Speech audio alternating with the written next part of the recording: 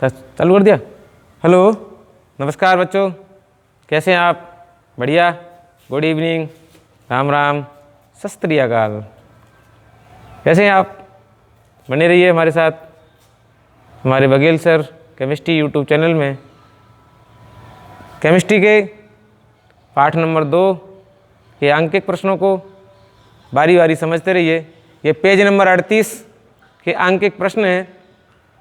Page number 38 के अंकित प्रश्न हैं और अंकित प्रश्नों का ये जो है 38 पेज नंबर का लास्ट प्रश्न है, वो है 20% W/W जलीय KI का घनत्व 1.202 ग्राम प्रति मोल हो तो मिलीलीटर हो तो KI की 3 कंडीशन है। क्या क्या निकालना है हमें?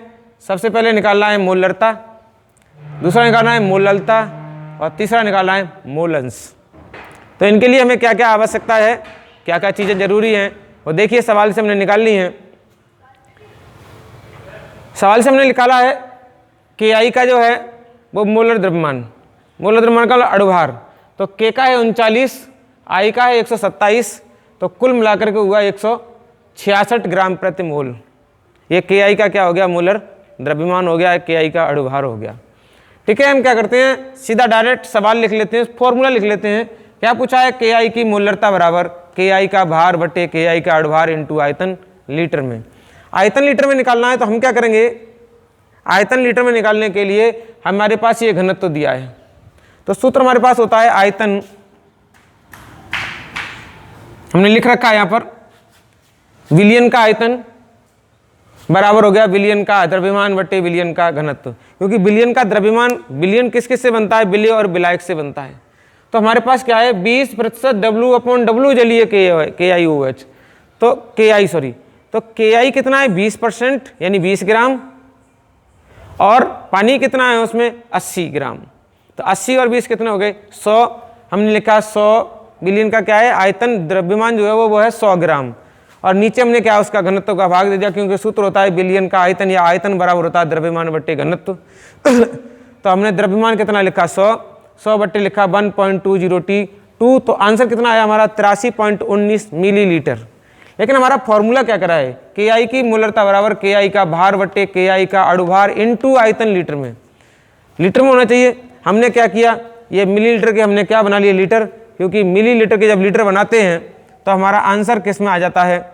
लीटर में बन जाता है। तो 83.19 में हमने जब 1000 का भाग दिया तो आंसर आएगा 0.08319 लीटर। कुछ नहीं करना है, वैल्यू पुटअप करनी है। तो वैल्यू पुटअप कर दी, KI की मोलरता बराबर 20 यानी विलियन, 20 क्या है? KI का भार है, बट्टे अणुभार कितना है? 166 इंटू 0.08319, क्योंकि हमने ये लीटर में चेंज कर लिया।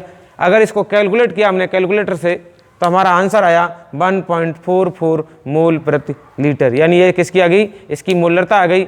और इसके साथ जो है अब हम देखेंगे दूसरा पॉइंट, और दूसरे पॉइंट में क्या है? हमारी मोललता।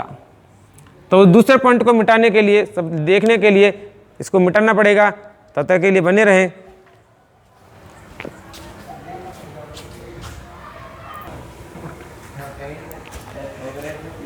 तो देखिए बच्चों, अगला सवाल है इसका, उसमें हमने क्या लिखा? KI का भार द्रव्यमान 20 ग्राम, क्योंकि अब हमारे पास जलीय विलयन में ये हमने निकाल दिया, तो क्या बचेगा? जल। तो जल का भार कितना हो गया? 80 ग्राम। मोललता निकालनी है, तो मोललता बराबर क्या हो गया? KI का भार बटे KI का अणुभार इंटू जल का द्रव्यमान किलोग्राम में, द्रव्यमान या भार किलोग्राम में चेना है। तो हमारे पास क्या है? हमारे पास अभी ग्राम का है, तो ग्राम को किलोग्राम बनाने के लिए क्या करेंगे? या क्या लिख सकते हैं हम इसको किलोग्राम में? 80 बट्टे 1000 क्या हो जाएगा हमारा? ये किलोग्राम में चेंज हो जाएगा। तो हमने क्या रख लिया? हमने 20 बट्टे 166 इंटू 80, यानी जल का हमने क्या रखा? किलोग्राम में द्रव्यमान रखा। तो जल के नीचे जो है 1000 का भाग लगेगा, वो भाग वाले 1000 कहाँ पहुँच जाएंगे? ऊपर। और जब वो 1000 ऊपर पहुँच जाएंगे तो जब इनको हम कैलकुलेट करेंगे कैलकुलेटर से, तो आंसर आएगा हमारा 1.5 मोल प्रति किलोग्राम। क्या आएगा? 1.5 मोल प्रति किलोग्राम इसका आंसर आएगा। चलिए देखते हैं अगला सवाल, लास्ट। और अगला लास्ट सवाल क्या है हमारा? वो हमें क्या पूछ रहा है? वो हमें पूछ रहा है मोल अंश। क्या पूछ रहा है हमें? मोल अंश पूछ रहा है। तो मोल अंश भी किसके पूछ रहा है? जिसका ऊपर हमारा मात्रक दिया है। तो के आई के मोल अंश, अब मोल अंश बराबर क्या होगा? के आई का भार बट्टे के आई का अणुभार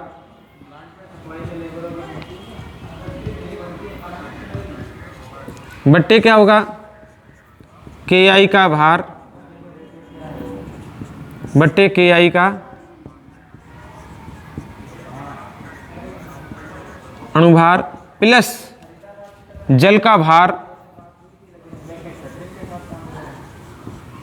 बट्टे जल का अणुभार।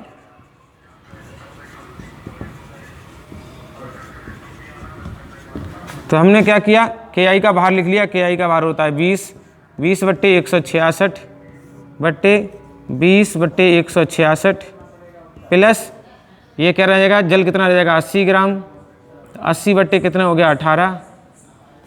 इसका जब आंसर सॉल्व करेंगे तो ये आंसर आ रहा है 0.102 अपॉन 0.102 0.120 प्लस इसका होगा 18 चौक 72 18 चौक 72 4 दशमलव कितने बचेंगे? 72 8 बचे, फिर 18 चौक 72 आ जाएगा, फिर 4 बचेंगे, 18 चौक 72 आ जाएगा। अब इनको दोनों को जोड़ेंगे तो 0.120 अपॉन इन दोनों को जोड़ लो तो कितना हो गया हमारे पास? 4 दशमलव ये हो गए 5 और ये हो गए 6। ठीक है, जब इनका हम भाग देंगे, अभी भाग दे के देख ले रहे हैं, भाग दे के हमारा आंसर कितना आ जाएगा? देखिए तब तक हम कैलकुलेटर से इसका भाग दे रहे हैं।